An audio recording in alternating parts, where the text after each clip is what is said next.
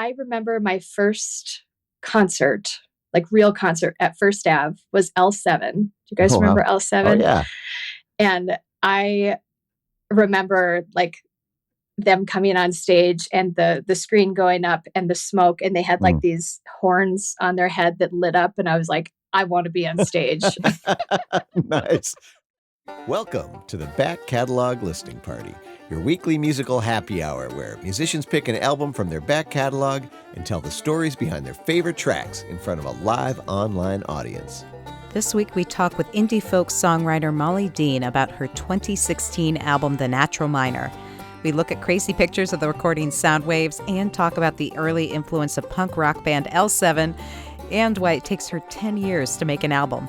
So pour a beverage, grab a snack, and kick back as we listen to music together here on the Back Catalog Listening Party, where it's always Friday and old albums never sounded better. Happy Friday! Happy Friday. Happy Friday. And welcome to the Back Catalog Listening Party. My name is Mother Banjo, one of your hosts. My name is Anthony Ihrig, the other host. And today joining us all the way from a couple miles from our houses, Molly Dean, joining us from South Minneapolis. Thank you.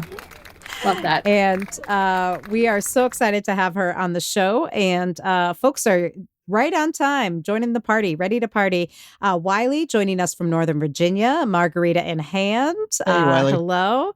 And Connie joining us from Richfield. Welcome. If you are joining us today for the live taping, tell us in the chat where you're tuned in from. If you're enjoying a beverage, this is our weekly happy hour where we listen to music, invite our favorite artists on to revisit old records. And we would love for you to join in the chat, ask questions, and share comments as we go along today. And Tony, are you enjoying a beverage on this beautiful summer-like day? It's warm out there here in Minneapolis, which is kind of it's a great change of pace. So I've got an icy cold hazy IPA here in my Back Catalog Listening Party pint glass. Nice, Ooh. nice. And Molly, are you enjoying anything? I am. I have a nice Cabernet. Ooh. Oh, nice. Yep. Well, I have a very similar looking glass happening. I can't say it's fancy. It's some kind of red blend, but it came from a box. I can tell you that. But the drink is secondary to the music today. I'm just really excited that you're here and that we're going to have some great conversation. It looks like Christy has joined us. Hey, Christy. And Kermit. Yes, from Cambridge. Welcome. And we are so excited to have Molly Dean. As I mentioned, she lives in our hood. Although I was just saying, I haven't seen you at Oxendale's Market in a while. So I'm glad that we set a date so we can hang out together. And for folks who are maybe a little less familiar with your music, I've known you for a long time, Molly. I think from like maybe your first record. But for folks who maybe don't go as far back and don't run into you in the grocery store, maybe you can give a brief origin story about where you grew up and how you fell into making music. Sure. Well, I grew up in a small town called Delano, Minnesota, which is sort of west of the cities. It's kind of horse country now. There's a lot of horses and farming. But it seems to be close enough to the city that's sort of like an acceptable commute to the city, which kind of blows my mind. I don't know why people would want to be in the car that long. But I grew up on a hobby farm, but my dad was also a stockbroker. So he said that the animals were sort of his therapy. And just as a little background in my, I think your childhood speaks a lot to how you can create as an artist too, kind of what you carry through. So I loved it. We had 20 acres of land and animals I could follow around and bother, and lots of quiet spaces, lots of nature. And I started writing music in my teens. Like a lot of people, I got a guitar as a teenager and I learned like a lick of a Nirvana song, and then I put it down for 2 years. And, and then I started actually writing around like 16. And it's just carried through my whole life in Nice. some fashion. Was there a turning Yeah. point for you that like you heard a singer-songwriter that you loved or you were influenced by a friend who's doing this? Like where did that songwriting bug bite you? I think that I remember my first concert, like real concert at First Ave was L7. Do you guys Oh, remember wow. Oh, L7? yeah. And I remember like them coming on stage and the screen going up and the smoke, and they had like Mm. these horns on their head that lit up, and I was like, I want to be on stage. Nice. Well, how lucky were you to see your first concert at First Avenue? Because that's a Yeah. very special venue. Yeah. Well, that's the first one I remember. I'm sure I went to like New Kids on the Block and, all that stuff at the State Fair and all that. But that was kind of a tipping point for me where I became intrigued by the stage and what you can cultivate with that, that sort of thing. Nice. So that's interesting that for you it was the stage that kind of captured you maybe before the recording. So like was that the first thing you wanted to do was to like learn how to perform, or was recording kind of just something you thought of later once you became more Yeah. natural? Well, I think that with the energy of that show, it was less about being on stage. It was more about the energy that they brought and like the music and how it felt and how it brought, over 1,000 people together to be in that space. And you have that sort of sense of awe and wonder when you're in your young teenage years. And I don't know, it was really the energy of it that struck me. And the fact that I was already playing a little bit of music, and I was just like, what can you do with that? How do you feel like that? Nice. Excellent. And that is like a surprisingly an intimate room. Some of my best memories of that is that screen coming up and your favorite rock star sitting behind there with their guitar already plugged in and ready to do their thing. And it really is a special experience for those who are not from Minnesota.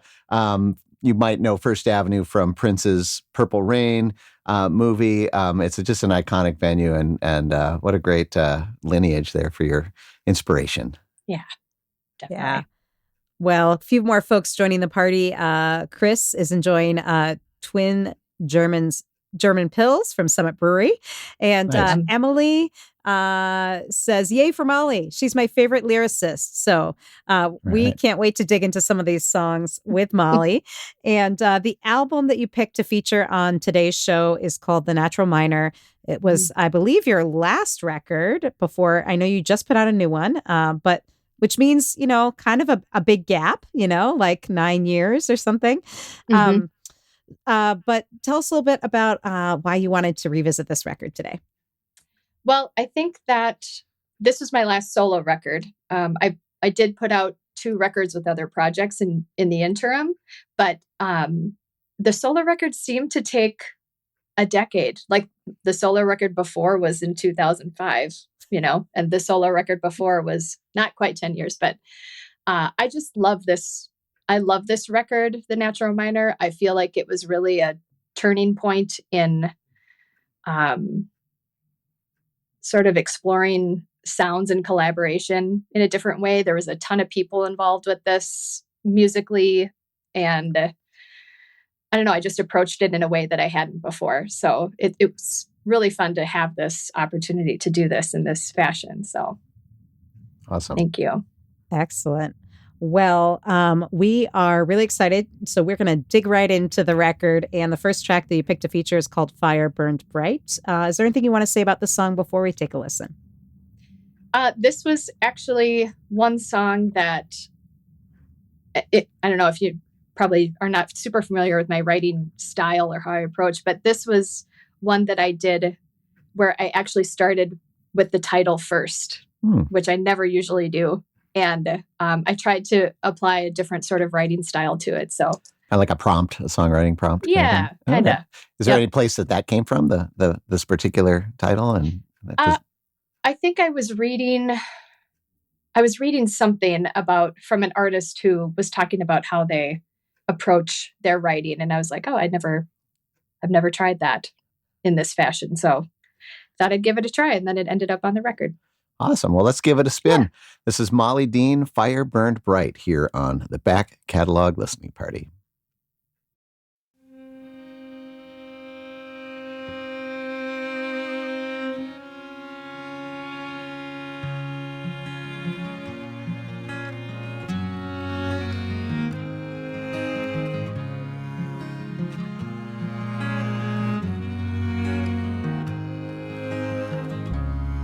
Isn't this the way it should be?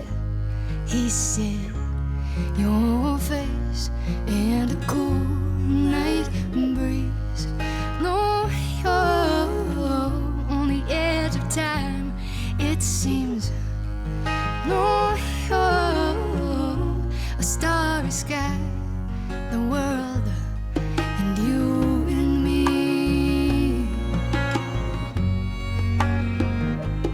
You and me.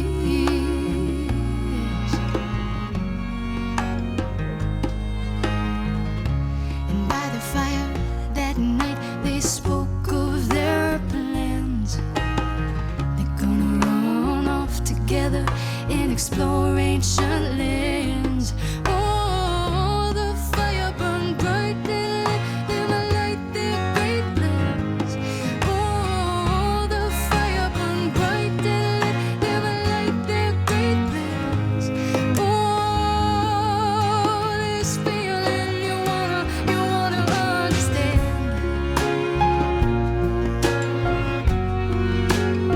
You want to understand.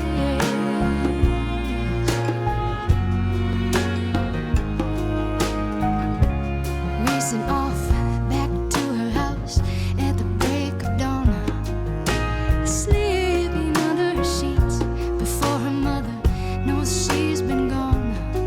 And her heart is bursting like it's never done before. Oh, her heart is bigger now than it's ever felt before. Filled with the promise of love and light and life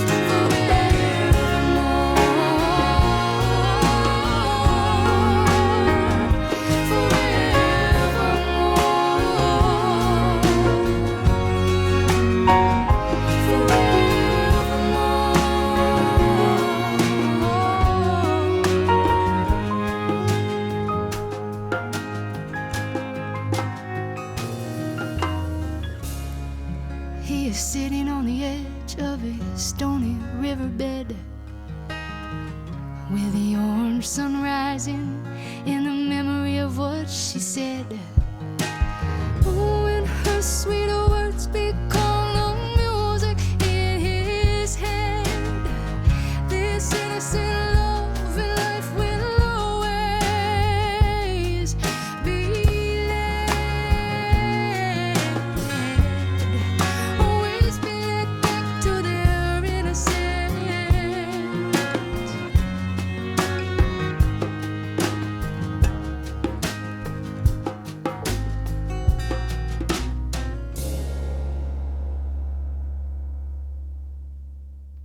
Fire Burned Bright by Molly Dean from her 2016 album, The Natural Minor, which we are revisiting today on the Back Catalog Listening Party with Molly Dean joining us live from South Minneapolis. And Molly, I'm so happy that you picked that track to feature on today's show because it's one of my favorites from the record. It's probably the one I've played the most on my radio show. And I love all the layers. I love the dynamics of the song. It's so great. And after you unmute yourself, maybe you could tell us a little bit about the arrangement of the song. Like, did it start with was it just a guitar or did you hear all those parts when you were writing it? Well, at that time, I always start with just a guitar or keys or sometimes just walking around and singing a melody. And at that time, I was playing with a band, actually. And so I think as far as the writing structure, my approach was actually to sort of write this as a story with two characters that kind of move through a life that I would be interested in experiencing in that way, or have experienced in some fashion. Like, I don't know, I wanted there to feel like some sense of nostalgia and, that sort of connection. So I took the whole song to the band, and then the band would build and we'd sort of collaborate and weave around the core of the song. Nice. Those hand drums really stuck out to me. An interesting choice. Was that something that you were kind of feeling like rhythmically? Was that a conscious decision to bring that in yourself, or was that something that the band contributed? Because it did kind of help. I don't know, move the story along in a way. This, almost like we were walking down a path or something. Yeah, it's actually I didn't have a traditional drummer. I had a cajon player who also played various percussive instruments and that sort of thing. So he was wonderful and very diverse in what he could bring to the songs. And I really, that's Paul. Miss you, Paul. He's in Scotland. He's not gone. Oh, good. A little dreary. He was fantastic. But you can see he obviously was a traditional drummer as well, but he's very versed in other forms of drumming. I really loved that. I loved the idea of doing sort of non-traditional sounds for more traditional songs. Yeah, I just thought it added a really nice touch that you don't hear all the time. Thank you. Yeah. Yeah, and also the strings, of course, really stand out on that. Tell us who's playing on that. So that is Shannon Fried Rubin on the violin, and Daniel Zamzow on the cello. They both are also in Cloud Cult. I had played with Dan for years, and I met Shannon through him. And they're just wonderful. They have this sort of cohesion already because they're in a great band who has such great energy already. So it was a pretty natural transition for them to just come in and do some amazing things for these songs. Nice. Well, we're on the topic of the studio. It's just really a beautifully recorded record. I love just the kind of organic tones that I'm hearing. Obviously, the instruments are sounding great too, but I'd love to hear about where you recorded it and kind of who is participating in the process. Sure. It was recorded at the Terrarium Studio in Northeast, which is a pretty historically known studio around here anyway. Lots of great artists have been through there. And there was quite a crew. I'm trying to think of everybody.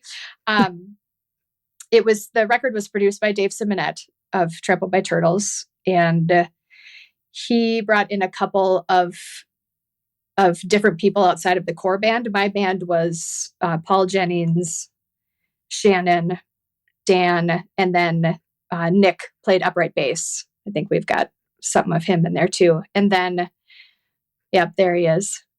And then when Dave and I were talking about how to, build out some of these songs just to bring some more diversity to it, we brought in JT Bates to play some drums. Eric Koskinen played some guitar. Who else is on there? Brian Nichols played keys on a couple of songs.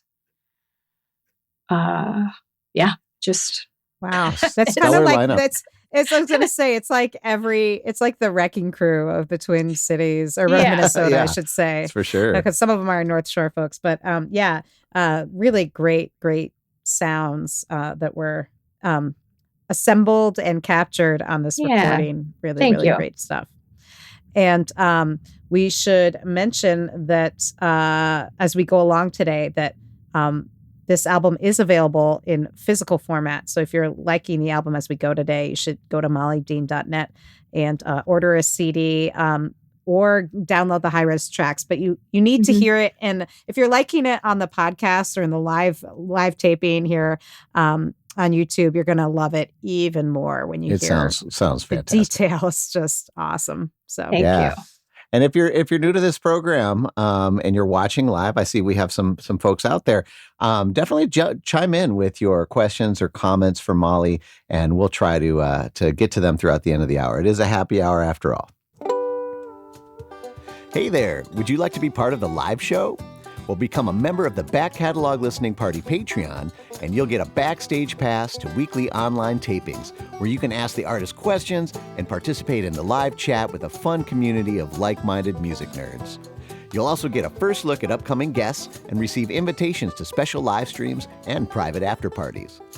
So join the party today at patreon.com/Back Catalog Listening Party.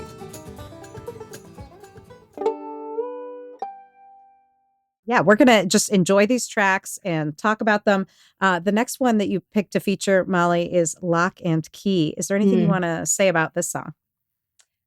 Maybe after I hear it. I purposefully haven't listened to these songs because I wanted to have fresh thoughts. I love that. Perfect. I love it. All right. Well, we're all going to listen to this together. This is Lock and Key. Molly Dean here on the Back Catalog Listening Party.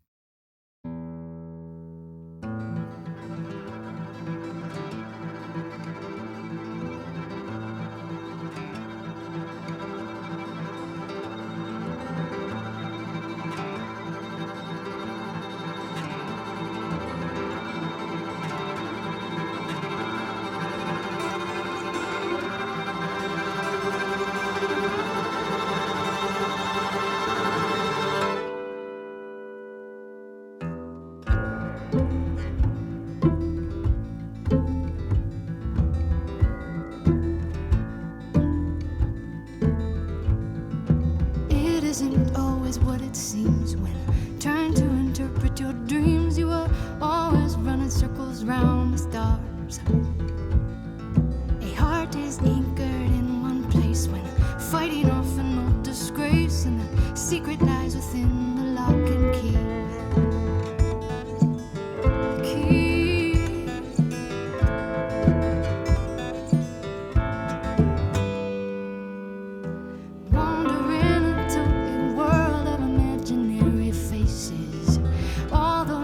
Extends her arms and offers sweet embraces. Running through that memory now, you held it in the past. You can always let go of those things, they will not last.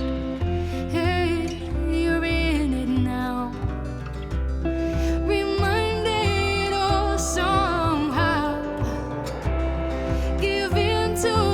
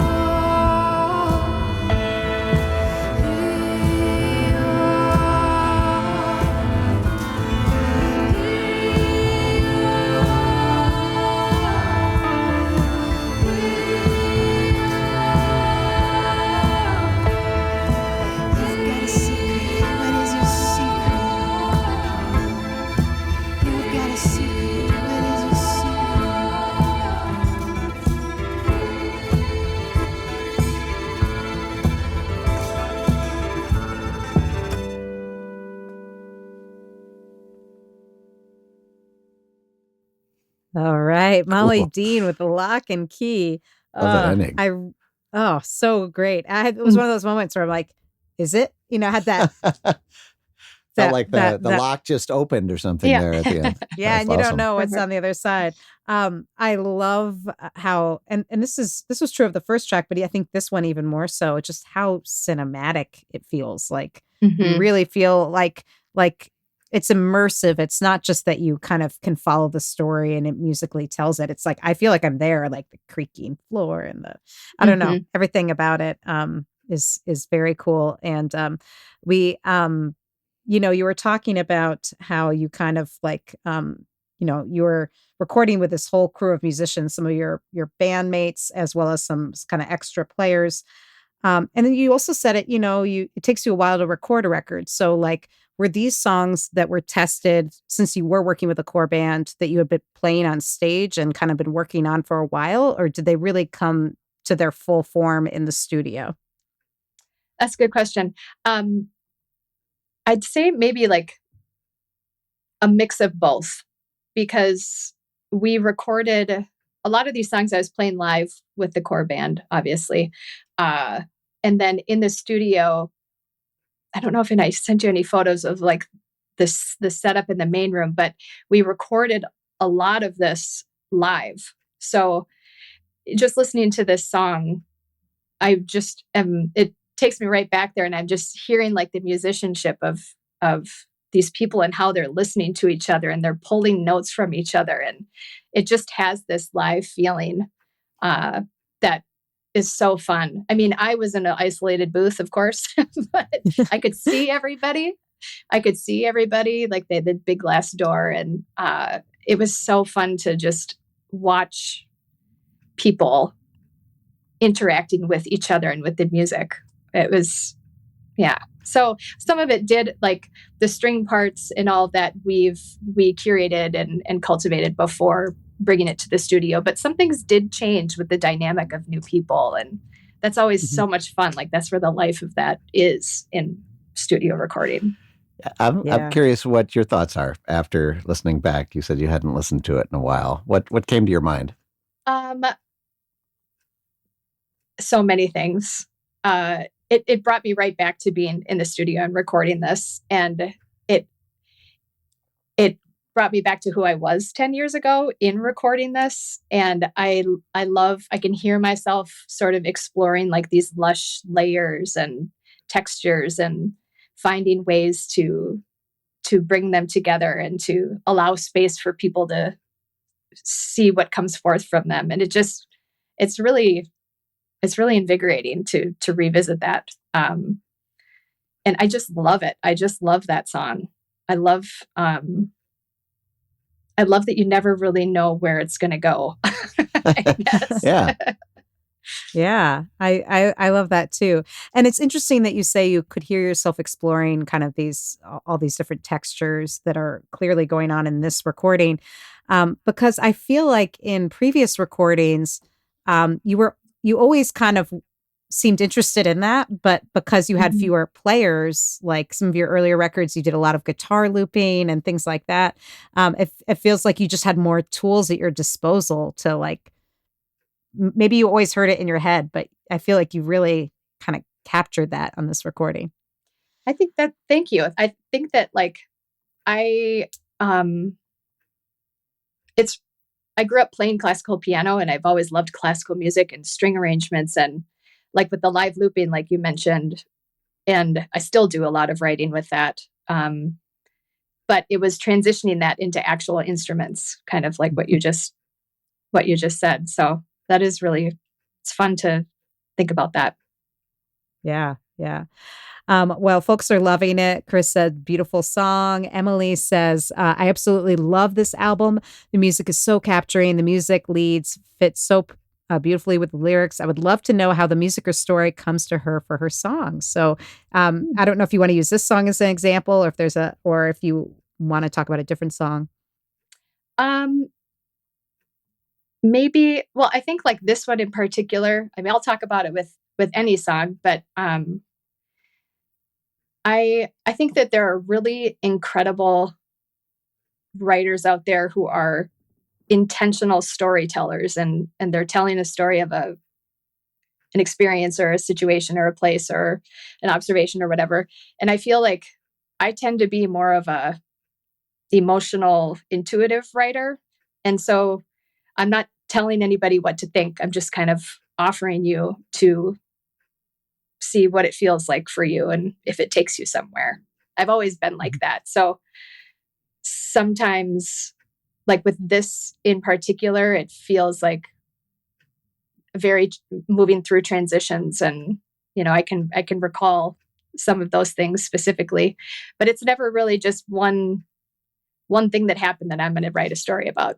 You know what I mean? Mm. Does that make Right. sense? So even if it starts in a personal place, it starts with more of an emotion rather than a storyline per se. Yes. Yep. Definitely. Very cool. Well, you definitely capture a lot of emotions, and we definitely feel like the funny thing is I actually feel like these songs do a great job of telling stories, even if that's not where it starts for you.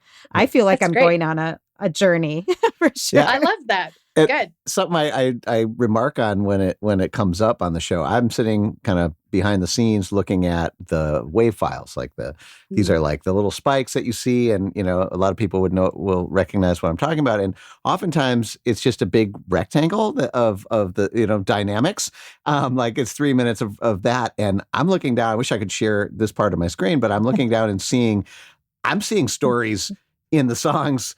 Just visually, like there's a lot of up and down. There's huge spaces of quiet.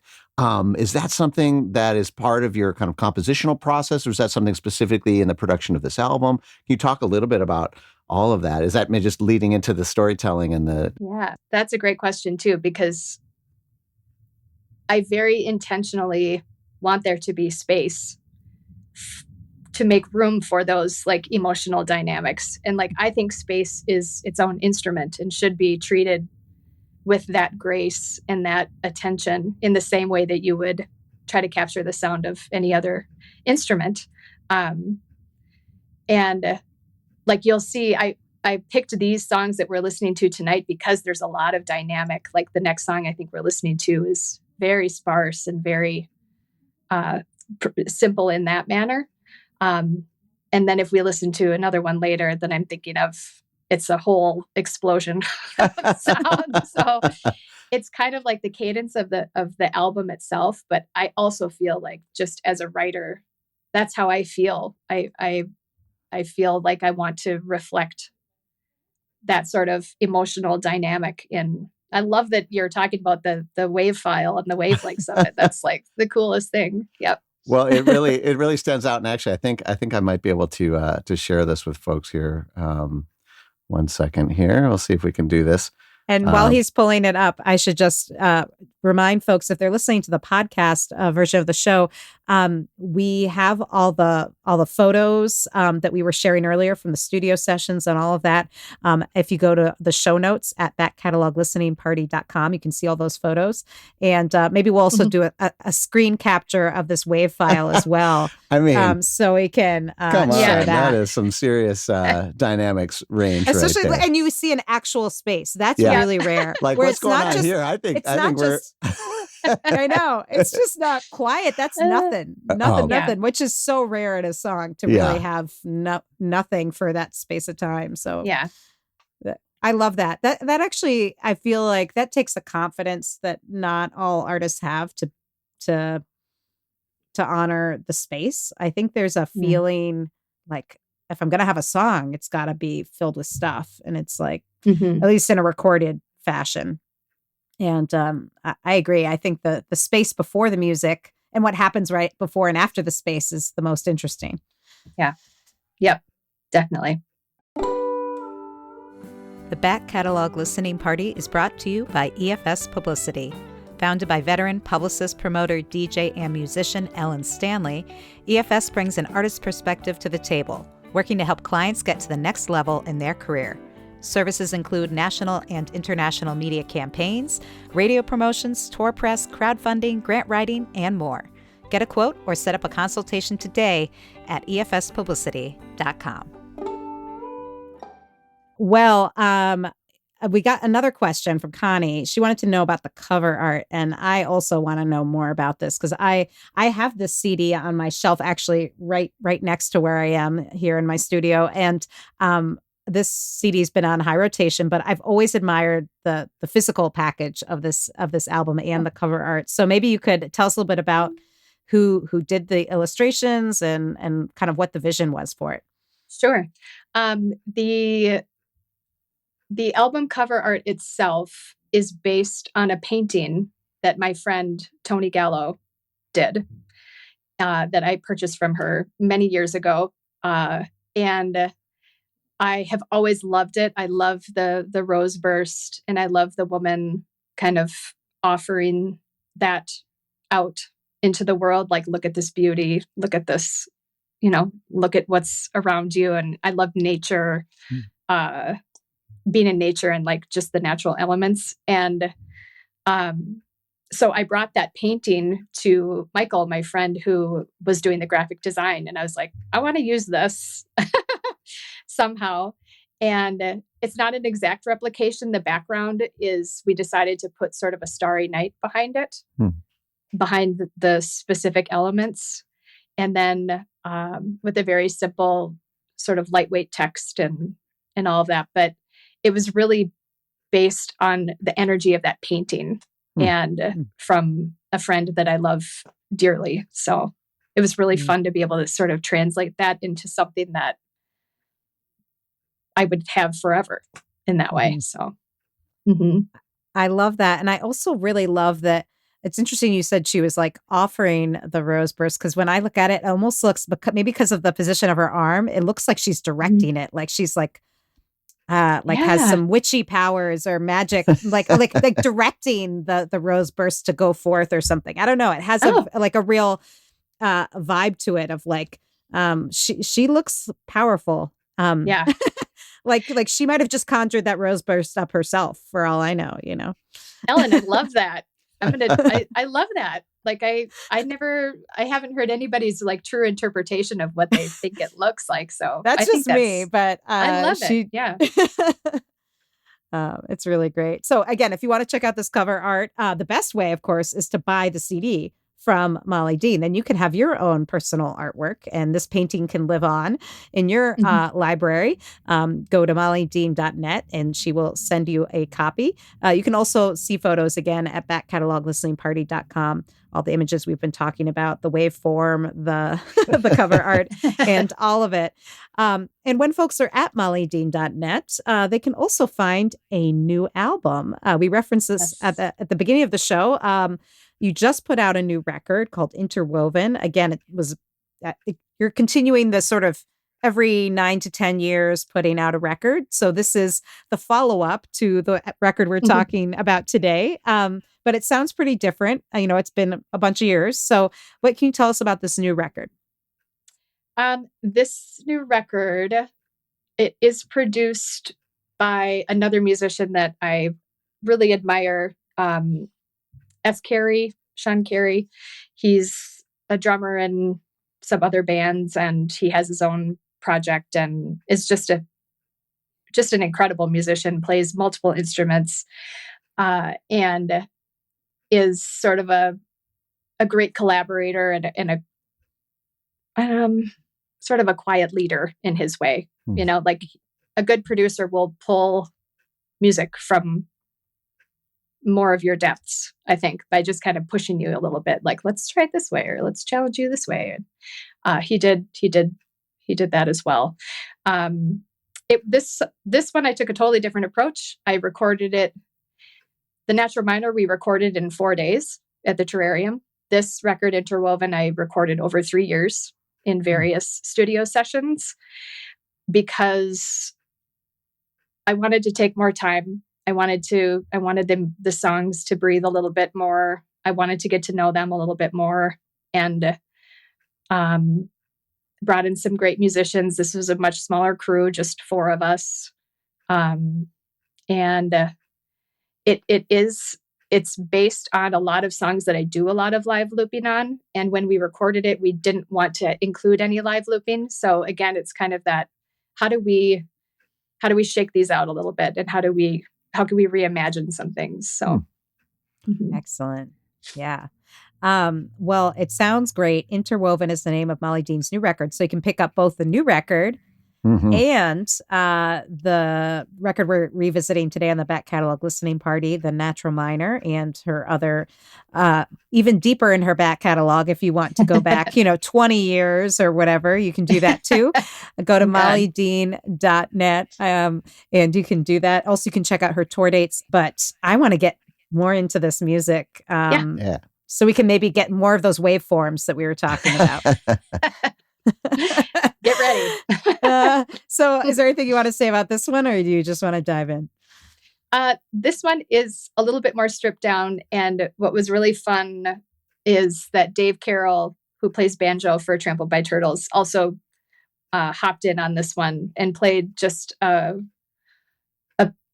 a line that I love over and over and over. And you'll hear it. Excellent. All right. Well, we love banjos here on the back catalog listening party. And we're really looking forward to State of Confusion from Molly Dean here on the back catalog listening party.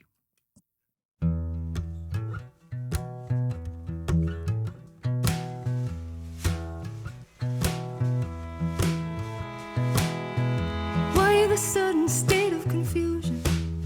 Tell me what happened along the way. Oh, that sweet light of clarity is always enticing me. I reach for her every day. Ah, ah. Ooh, ooh, ooh. Ah, ah.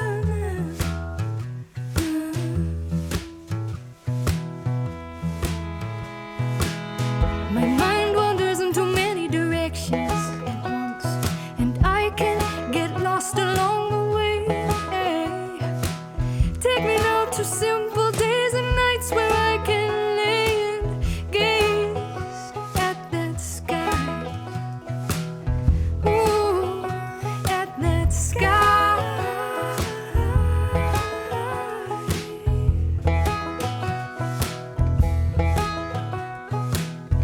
Ah, ah. Ooh, ooh, ooh. Ah, ah.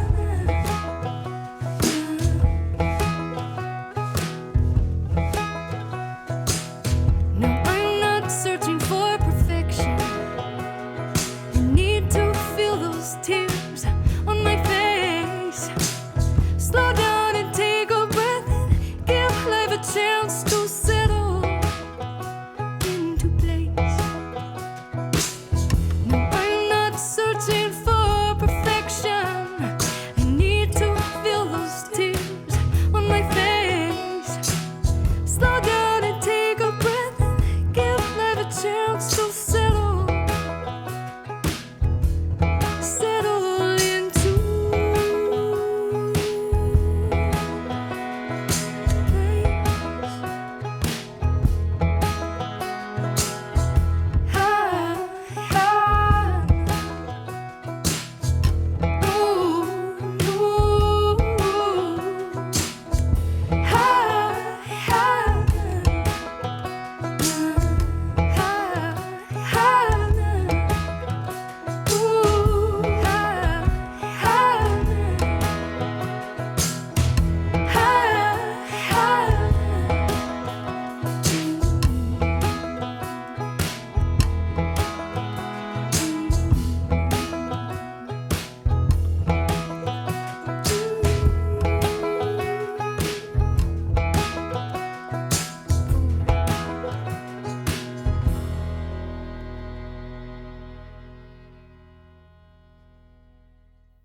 Oh, yeah. Molly Nice. Dean with State of Confusion.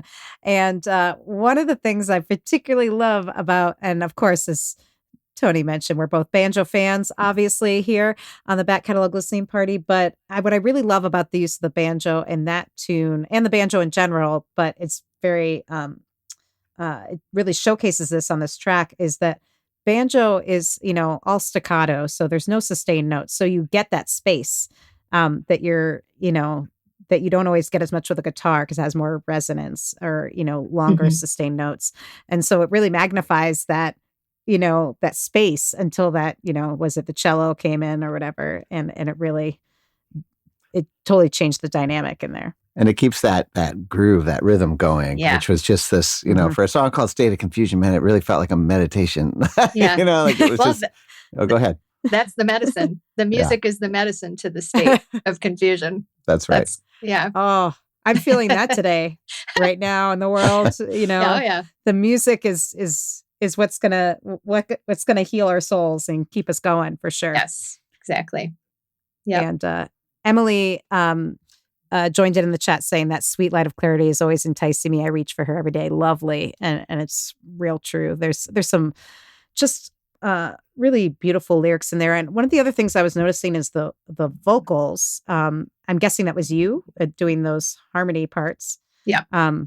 And I'm curious, you mentioned that you grew up playing classical music, and so you like kind of the compositional elements and the strings and the arrangements. But I'm curious about the vocal arrangements too. Obviously, if you're like, solo, you can still use looping for your voice as well. But you've also been in a duo with Barbara Jean, Dusty Hart. So you clearly like singing with other people.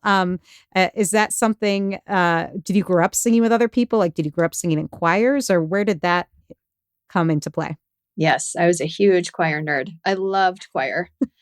Loved it through middle school, high school, all through college. I sang in choir. And yeah, I there's a magic to that. There's a magic to bringing voices together in that way. And I think that that sense of harmony and really loving that sense of harmony also kind of drew me to exploring looping, because I can sit up in my studio and like make harmonies for hours and just try things out. And you can curate and write a whole song with different parts with looping and using your voice. It's pretty incredible. Yeah. But that magic of singing with other people has always been present for me. Yeah.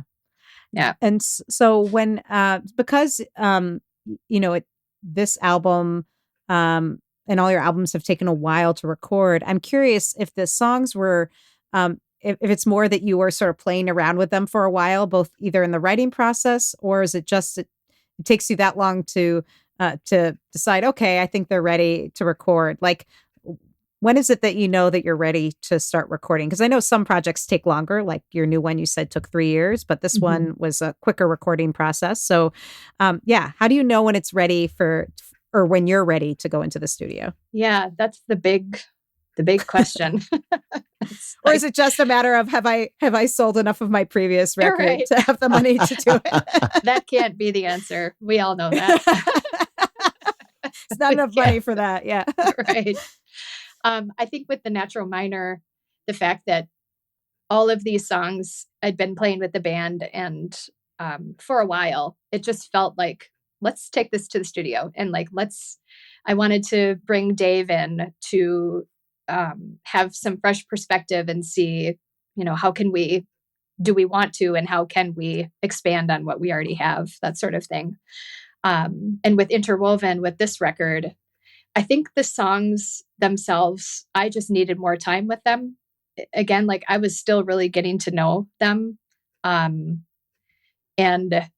knowing how to play them and knowing how to, should I add new parts? Does this need more space? And even just the recording process itself was really fun to be able to have a session and then listen back to those recordings. And then you want to, you can find if you want to make changes or, but I think the natural minor was so fast and Interwoven was kind of so slow. So maybe the next one will be a happy medium. Well, another like criteria, I guess I'm curious about. You mentioned you were in other bands, and are there some songs that you knew were kind of for these other bands, but then there's some that are kind of personal and private, and you were kind of holding on to for your next, 10-year solo record? Is that is there like thematic things or any other aspects about the songs that make it on your solo records that are different than your other projects? I think that's a great question, Tony. I think it's just a feeling like the the interwoven songs are very personal in the way that I created a lot of that over time with looping, with going to my keyboard, with going to the whirly and trying different sounds, organ, and that sort of thing. It always felt like it was just for a solo record. And the natural minor was before my other two projects had really taken shape. So, okay. or in the midst of maybe. But yeah, I think it's just a feeling. It just is like, nope, this is going to go this way. Right on. Excellent. Mm-hmm. Well, this record sounds fantastic, and we're going to get to at least one more song from it before the end of today's show. But again, you can go to mollydean.net to check out all of Molly Dean's catalog, including The Natural Minor, her 2016 record, which we are revisiting today on the show. But before we get to the next track, I want to thank the folks that have kept this show going for over 5 years. What? Wow. What? That's nuts. Maybe we'll make it to that decade mark, Molly, where we'll put out some sort of compilation we'll album. do our solo record, our duo record. Right? Exactly. That's right. Our back catalog record. But we want to thank these folks who really, some of them very early adopters to the show when the show was just a live Facebook show and then a live YouTube show. But these folks, even when things changed and things opened up after the pandemic, these folks said, no, we want to continue this, and they enabled us to launch the podcast. So big thanks to these folks: Penny, Anna, Linda, Bevan, Connie, Vaughn, Alan, Chris, Becky, Peggy, Joe, Jim, Beverly, John, Fred, Tim, Sarah, David, Jocelyn, Matt, Steve, Mark, Homestead, Pick and Parlor, Severin, Lynn, Mary, Nikki, Joni, David, CJ, Wiley, Stephanie, Christy, Diane, Hetty, Sandy, Neighbor Ann, BZ, Alyssa, and maybe you. If you are listening to the podcast and you think, how do I get to be on the live chat and check and interact with the artists and ask my questions about looping and waveforms and nerd out with these really cool folks? Well, the answer is you join our Patreon. Go to patreon.com/back catalog listening party. You'll get first notice of all the guests that will be on the upcoming shows, the live tapings. You can get while supplies last, the back catalog listening party pint glass. Tony's is now empty, and we don't fill it up for you. You have to fill it up yourself, folks. Yes. But a little physical connection between all of us here. That's right. So, but that's how you get notified about that. And if you want to just dip your toes in, you can sign up for the free version of the Patreon, and we'll just let you know what's coming up first on the podcast and all of that good stuff. So, you can join us there. But mainly, we're just happy you're here, and we have your ears, and that you're joining us as we rediscover great old records. And we're going to discover a little more into this record. And this is the title track to the record, The Natural Minor, that you've picked next. Is there anything you want to say about this? Maybe after. Okay. All right. Yeah. All right. Well, we're going to give it a spin. This is the title track, The Natural Minor, from Molly Dean, here on the Back Catalog Listening Party.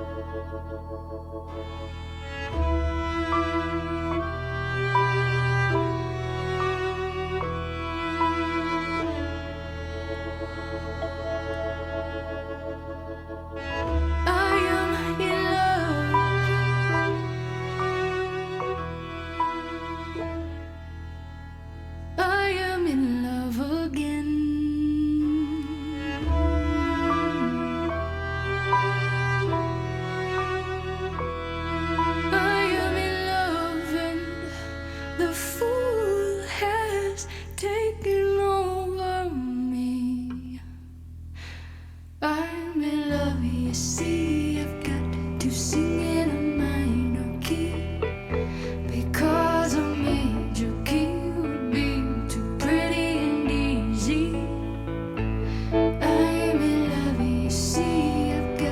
to sing in a minor key, because a major key would be too pretty and easy. Oh, the fool, this vulnerability tends to sneak up on me. And oh, with admirable accuracy, the piercing quality, I'm in love, you see. I've got to sing in a minor key, because a major key would be too pretty and easy. I'm in love, you see. I've got to sing in a minor key, because a major key too pretty and easy.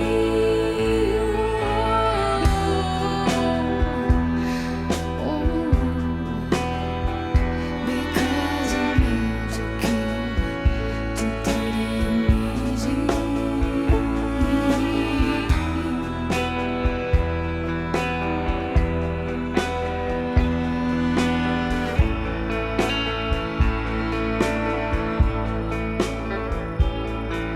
The minor key does not diminish love's beauty. It holds the mystery beneath the surfaces I see.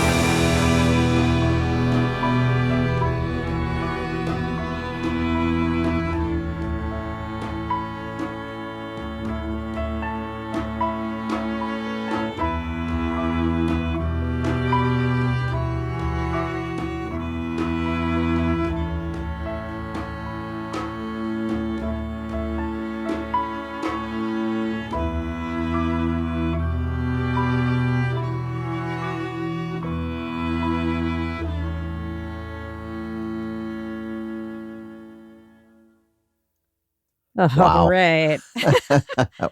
I can't see the waveform, but I think I have an idea of what that's like. I felt that waveform. Yeah, that was Yeah. like a whole movie right Yeah. there. It really was. And I love this feels like the best example of what you're talking about, right? With starting with the emotion. I mean, this is, I don't know that there's a word for a term for it in songwriting, but I like to think of them as like they're kind of like process songs, like where you actually are talking about what you're doing in the mechanics of the song. Like, Yeah. you're talking about like, oh, I'm doing it in a natural minor because, I can't do it in a major key because this is so, and I love it when you can do that without it feeling mechanical. Like it actually, you're just expressing the emotions and using the mechanics as an example. Yeah. Or a metaphor for what you're feeling. But I love to the end of it, just all the like torment and tumult and like almost like Game of Thronesy level strings, like there's violence in that, and like that exploding rose of the cover, right? Yep. Exactly. Yeah. it has like its own entity, that song. And like that's my favorite song on the record, because the lyrics especially are, like you were saying, Ellen, like there's sort of this metaphorical feeling to me. Like it talks a lot about vulnerability and how I love the poetry of it. It's so simple. And then that when it opens up, like the last line is beneath the surfaces I seek. And then it's like pulling back the layer of the surface. And like that is what is there in life for you. Like and it's this beauty and this chaos. And I remember during the mixing, there's two things I remember specifically. First of all, it was my favorite song to record in the studio because I'm sitting there watching the band out there and they are just into it, and like JT Bates behind the drum, behind the drum kit. And JT's really into something when he starts getting up and pushing stuff around. And he was like in the corner doing that. And I was looking at Eric and like the string section. And so that moment was really amazing. And then in the mixing studio with Adam Krinsky and Graham O'Brien, who mixed this record, I remember telling them, like, I want this to feel like an ocean. I want the strings to come up on the surface and then go back down. I want the electric guitars to come up and then go back down. And I want the organ to come forth and then be absorbed. And they did such a beautiful job. It really like was exactly what I wanted and more. So I love that song. I really captured that. I love that ocean. Yeah. Yeah. And Christopher says, hello, that song wakes up the listener.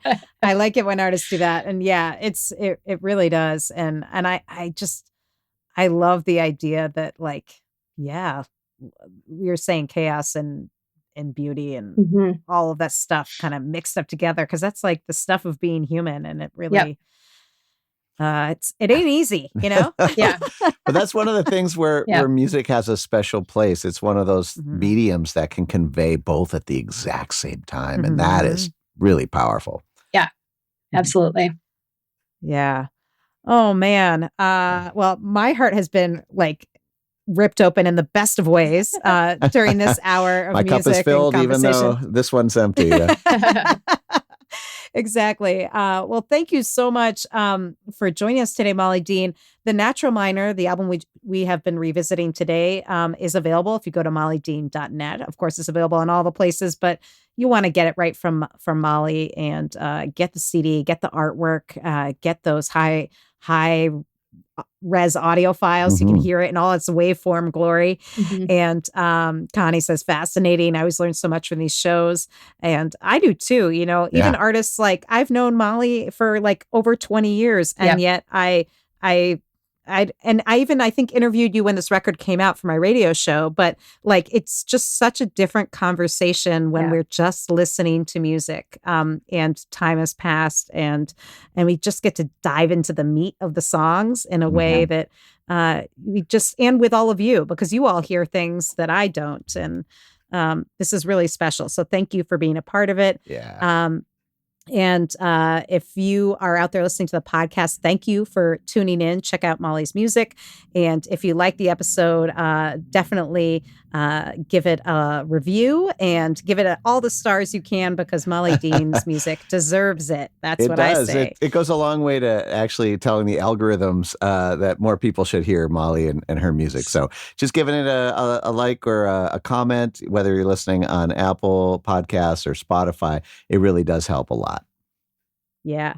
And Erica says, hi, Molly. And yeah, this is a great way of reconnecting with your friends, fellow music nerds, and getting to know new artists. So thank you all for joining us in whichever way you've tuned us in, whether it's joining us for the live taping or listening to the podcast. And Molly, this wouldn't be possible without you and your beautiful music. So thank you so much. I just appreciate you guys so much. This has been really special. Thank you for this. Well, next time in 10 years, we'll have to talk about your new record, Interwoven. Right. It'll be back catalog by then. Yep. Exactly. Well, Thank you all for joining us, and we'll be back next week with another edition of the Back Catalog Listening Party with another fabulous guest. But until then, check out mollydean.net and have a wonderful music-filled week. Yes. Cheers, everybody. Cheers. Thanks for joining us on the Back Catalog Listening Party. If you like what you hear, please subscribe to the podcast and leave a review, which helps more people discover our show and our guests. And do you want to be a part of the live show, get a first look at upcoming guests, and receive invites to private online parties and live streams? Then join our Patreon community at backcataloglisteningparty.com. Have a great week. We'll see you back here next Friday for another edition of the Back Catalog Listening Party.